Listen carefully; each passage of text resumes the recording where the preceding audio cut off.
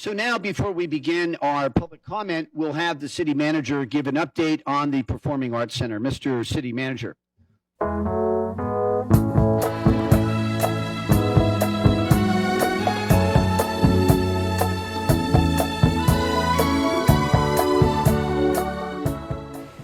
Hi, my name is Gabe. I'm a resident of the city of Oxnard, and I'm going to be doing a video about the Oxnard Performing Arts and Convention Center. So you may have heard a lot about the PAC in the news lately, and there's a lot of details and a lot of history behind it. So I'm hoping to be able to unwind that and be able to break it down so that way we get a really good sense for where the PAC's been, how it's gotten to this point, and what the plan is for the future. Planning for the Performing Arts Center to be located at Hobson Way between 7th and 9th Streets started in the late 1950s and early 1960s. From the beginning, city officials envisioned the center being a community hub for everything from town hall meetings to showcasing the performing arts. The community rooms were the first to be constructed, followed a few years later by the auditorium.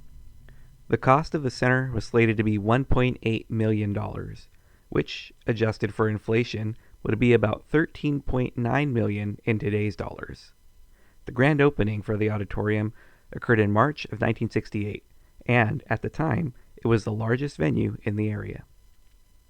In the ensuing 5 decades, the facility would host thousands of events and serve over 3 million people. However, the passage of those 5 decades has also culminated in financial and capital challenges. Oxnard City Manager Alex Nguyen specifically spoke to these issues and how we got here. I'm going to show you the clip from his comments at the December 17th, 2019 City Council meeting, and then I'll stop it here and there to interject and elaborate on some of the information.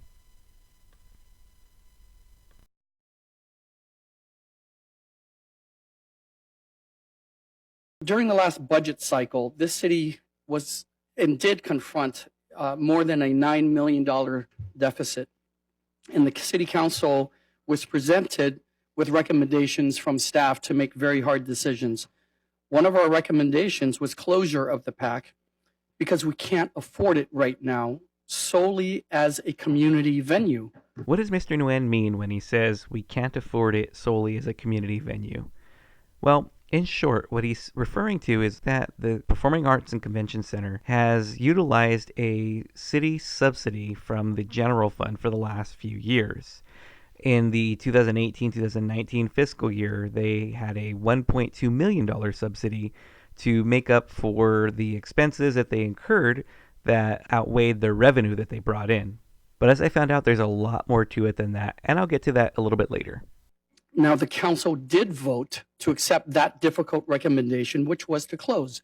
But the council, in addition, provided additional funding to keep the PAC open for an additional 6 months. As you may recall, the PAC was slated to be closed as of July 1st, 2019, along with many other budget cuts that were happening for this fiscal year. As Mr. Nguyen mentions, they were able to use Measure O money to keep it open an additional 6 months to honor the obligations they had for those who had booked between July and December, and also to buy some time to find a way to figure out how to keep the doors open long term. I want to remind you about the challenges that we have at the PAC.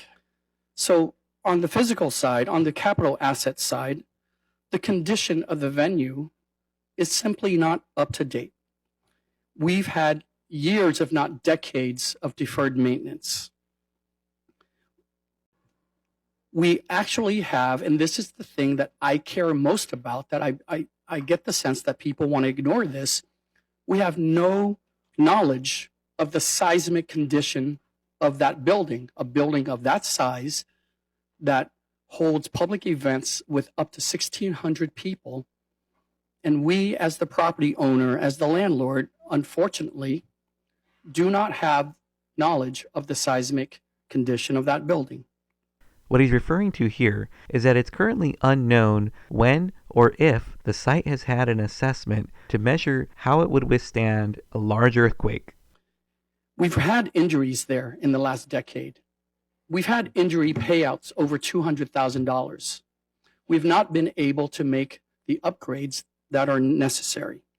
This is actually a very important point. Because the city and essentially the taxpayers own the property and the facility, any issues that arise, whether it be an injury due to deferred maintenance or a lack of accommodations or modifications being made for accessibility by those with disabilities, is liability that the city assumes and the taxpayers will ultimately have to pay. We also have market challenges of the PAC because the entertainment market has evolved drastically over the decades. Our challenges include the geographic location, being far away from freeway access and in the middle of town. We also lack basic theater-related amenities. Most people, they want to go out to dinner and a show. There's a challenge there. We don't have cute little restaurants adjacent to the venue. We don't have brew pubs. We don't have wine bars. We don't have ice cream shacks, whatever it is that everybody likes to enjoy these days when they go to some sort of theater event. While the city manager does make some great points on this, I think it's also important to think fourth dimensionally on this item. The reason being, with the downtown revitalization that's currently underway and will be ongoing for the next few years, if we are able to successfully revitalize downtown Oxnard, which is just a few blocks away from the Performing Arts Center, one could imagine that in the future, a revitalized downtown, along with a very vibrant offering from the Performing Arts Center, could go hand in hand for a night out for people who would like to go see a show, get dinner, maybe even visit Campus Park once it's developed as well. Now, all along, I've been thinking through with staff, how do we, in the big picture and in the long run, how do we save the PAC? During the fall, we went and issued a formal request for proposals, an RFP. During that process, we received 3 responses. We didn't receive responses from the major companies, which is a first indication to me about where we stand in the entertainment market. We interviewed 2 of the applicants, and we selected 1.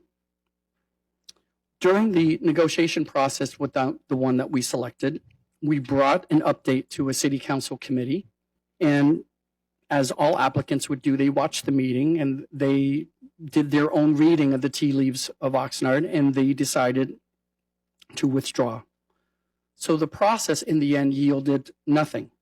Now, going forward, we have to be clear-eyed about what the goal is here.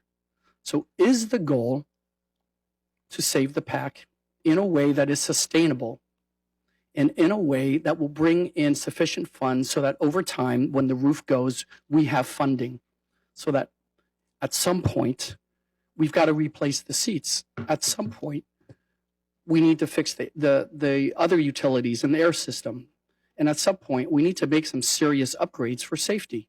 We have to do these things if we want that venue to be successful. So going forward, I'm in discussions with Sterling Venue Ventures right now because their expertise would be to book and operate the theater. I'm also in discussions with representatives of the PAC board, and I believe there is sufficient funding to keep the doors open. And this is not the main theater necessarily or at all. It is all the community spaces that they can keep it going in January and February. In the big picture, the goal is to have Sterling be the primary manager of the PAC, to book the theater, and the numbers they presented me with so far, I have a lot of confidence in. I'm going to propose that they also have an option to manage the community spaces. And if they want to exercise that option, they have to do it with the coordination of the PAC board of directors. And I want to do this in a way where it's a net zero cost to the city. In summary, if this deal goes through, Sterling Venues would be the primary operator for the Performing Arts Center. They would certainly be running the theater, but they'd also have the option to run the community rooms as well. However, the city manager has stated that if Lance Sterling elects to operate the community rooms, he must do so in collaboration with the existing PAC board. What isn't totally clear from this statement, though, is if Sterling elects not to run the community rooms, do they automatically default to the PAC board? And ultimately, the decision will be in the city council's hands. The process is such that the staff has to vet all the options and make recommendations to the council. I know some people think that the council should pick on their own, but I assure you that's not the way things should work, and that's why cities over 100 years have developed this process to prevent that conflict of interest from happening. So that's where we are, Mr. Mayor. Thank you. All right, so I said I would come back to this later, and now we're here. For example, when we look at the 18-19 fiscal year, the PAC received a $1.2 million subsidy from the city of Oxnard. Essentially, the expenses to run the PAC were $1.2 million more than the amount of revenue that the site had brought in. And according to city staff last year, this was actually a pretty common occurrence. So a question might be brought up, what was the PAC doing? Why were they not operating at a profit or at least breaking even? Now, I couldn't find any official reports on this. However, I did speak to a couple of board members about this. They report that the city essentially ran the PAC as a city function for many, many years. And the PAC board, really their role was to provide some level of oversight and to kind of give the okay for proposed acts or programming that was coming down the pike. So as time went on, this kind of became the standard practice, was that the city ran things and the PAC board was just there to kind of make sure that everything ran smoothly. Now, again, that's just what was reported to me. I haven't seen any official city documents on it. However, I think that the city manager, Alex Nguyen, kind of has been summarizing it best in the last couple of months here, that however the city operated in the past, that's the past. And we need to look at how are we going to operate now to keep the city afloat and keep things solvent. So when it comes to the PAC, we have to also consider looking at that same scenario. We can see financially on paper what happened in the past, but what are we going to do now moving forward in order to keep the PAC alive and keep it sustainable?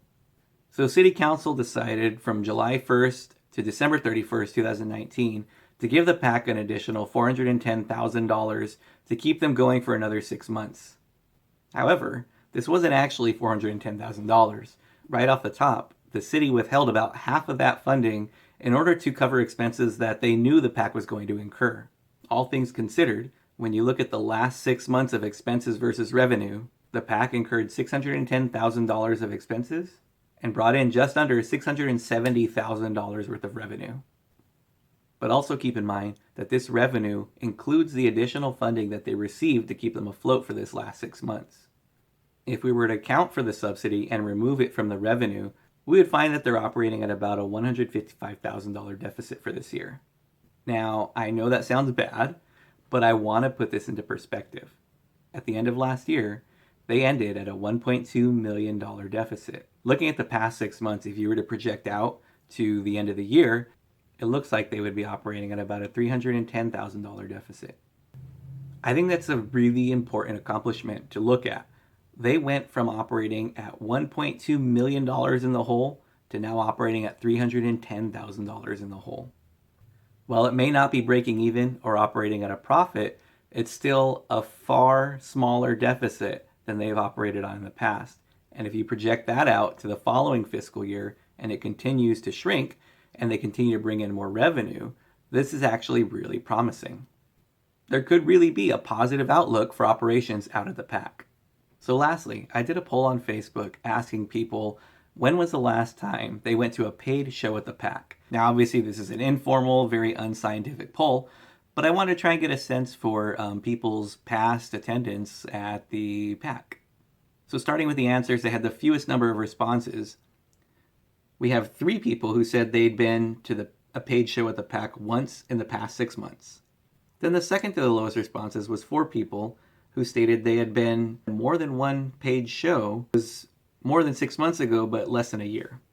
The next ones here, you can see there were some options that were added by a couple of people, which I really appreciate them doing that because it hadn't even occurred to me to add these options. As you can see, there were 7 people who said they've never once been to the PAC since they've moved to Oxnard. There were 7 people who said once in their entire life have they been to the PAC. And there were 12 people who said, I've never been to the PAC in my life, and I grew up in Oxnard. These next responses, we had people who'd been to more than one paid show in the past 6 months, and there were 21 of them. The next option said they had been once, but it was more than 6 months ago, but less than a year ago. And the option that had by far the most responses, at 94 responses, were people who'd said it's been more than a year since I've been to a paid show at the PAC.